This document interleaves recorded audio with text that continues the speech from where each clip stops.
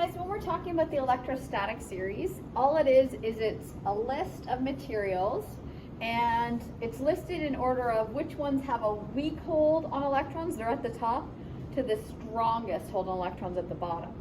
So this is important because when we're figuring out static charges on items, we need to see which one has a stronger hold and which one has a weaker hold.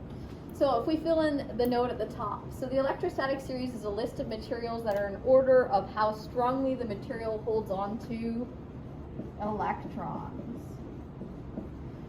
Okay, so it may be used to predict the charges that end up on two different materials charged by, and we're going to be rubbing them together at first, so we're going to be talking about charging by friction.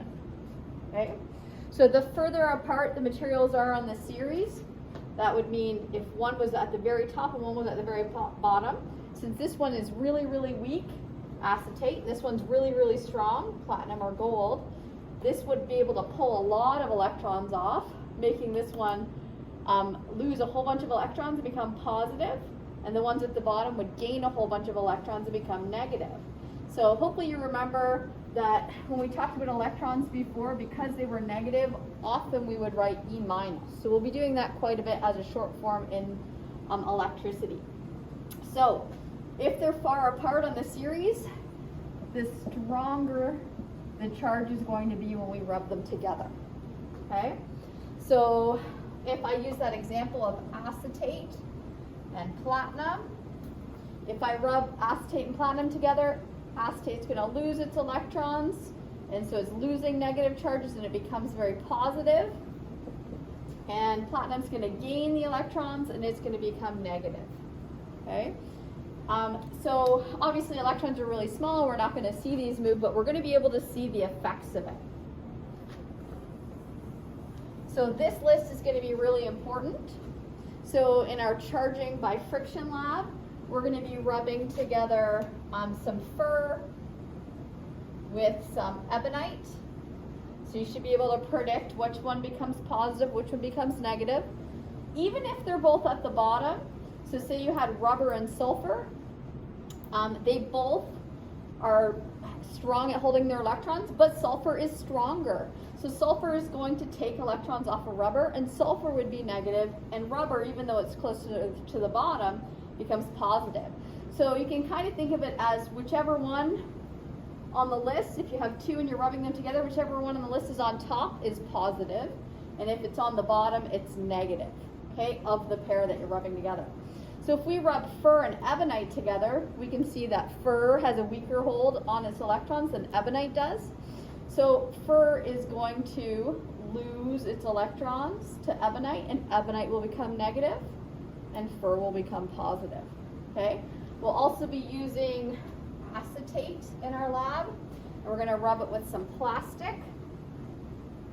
So we can see that if you look, acetate's on top compared to the plastic, so acetate's going to become positive. Okay? So those are things you're going to want to think about. So at the bottom of this page are some pairings, things you're going to rub together. Well, hypothetically, if you rub them together, which one would become positive, which one would become negative. So I want you to work through the part at the bottom of your page.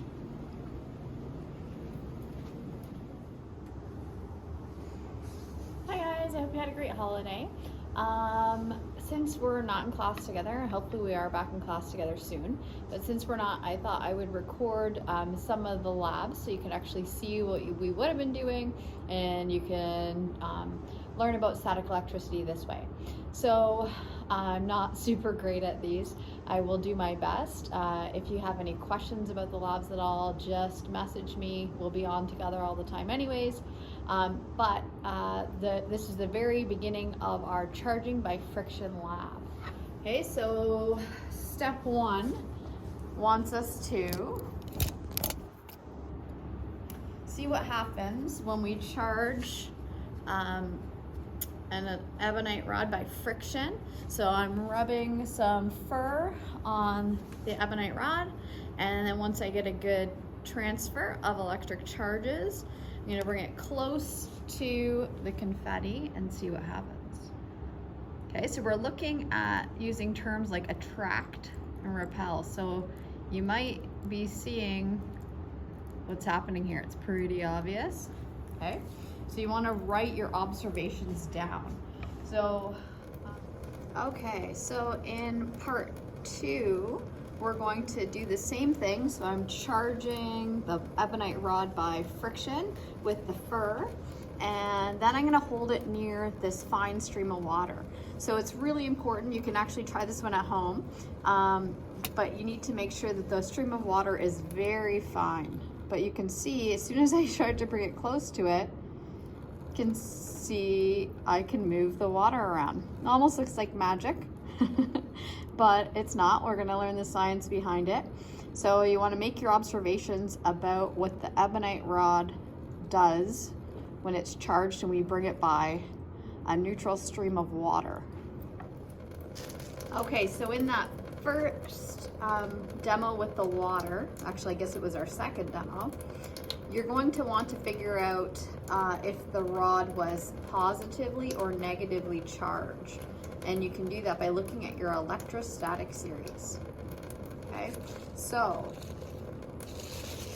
now we're going to try charging acetate. Okay, so it looks kind of like clear plastic, but it's a substance called acetate, and I'm rubbing it with plastic. I'm just using a garbage bag for this, and I'm gonna make sure I get it good and charged, and then I'm gonna try the same thing, because this strip will actually have the opposite charge as the ebonite did, but again, you're gonna wanna look at your electrostatic series. Okay, so my acetate strip, now that it's all charged up, I'm gonna bring it by the water and see what happens. So, okay, you can make your observation. As soon as I get the strip wet, it won't work anymore because we don't get a good static charge. Okay, for our next experiment, so we're gonna bring a negatively charged strip. So this time I'm using a plastic strip and I'm using fur.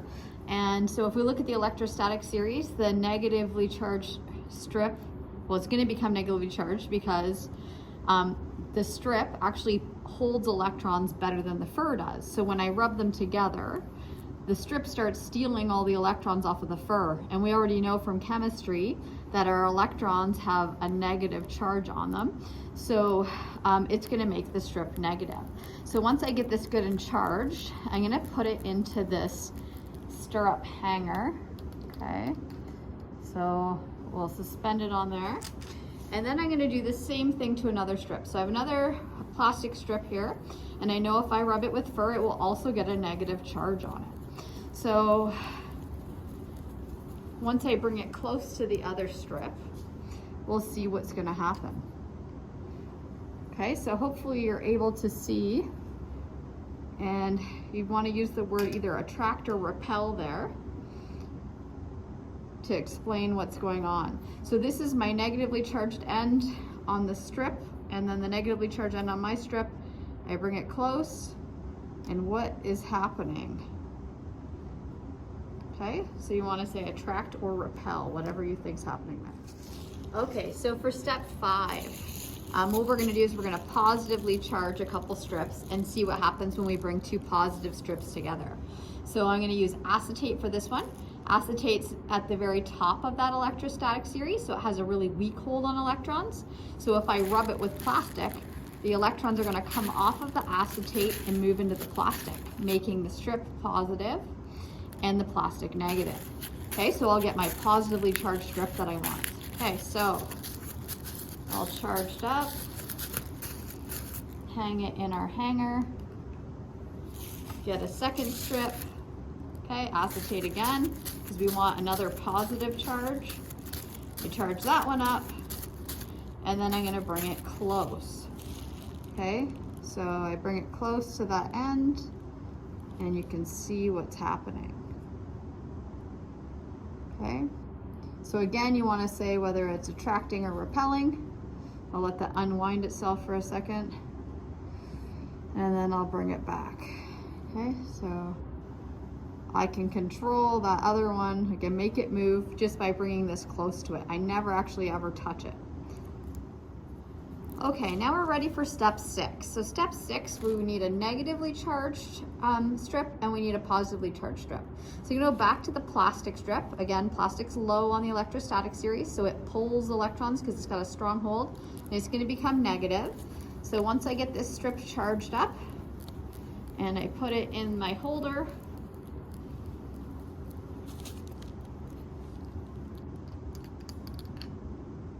okay, and then I will get a positive strip charged up. So I'm going to use acetate for my positive strip, just like I did in step 5. So we'll see what happens with opposites. So we have a negative strip and a positive strip. Okay, so you can see when I bring it close, whoa, it's really strong. You can definitely see that it causes an effect on the strip. So if I put it on this side, it'll go this way. And let's stop it up a little bit, and we'll try it on the other side, and I can make it move the other way. Okay. So make your observation for step 6.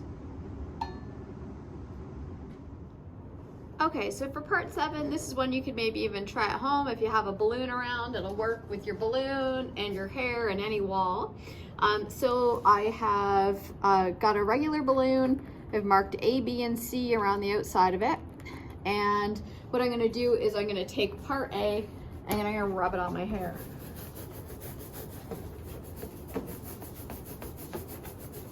Okay, so you might see a little difference in my hair after I'm done with this, but definitely transferring a charge. So what I'm gonna do is I'm gonna stick part A on the wall, okay? So as you can see, you can make your observation about what happens when we put part A on the wall. Then it asks you to turn the balloon and put part B on the wall, okay? So definitely something different happened there. And how about if I turn it again and I put it on part C? So part A is where I rub my hair, and part B and C I did not rub my hair on.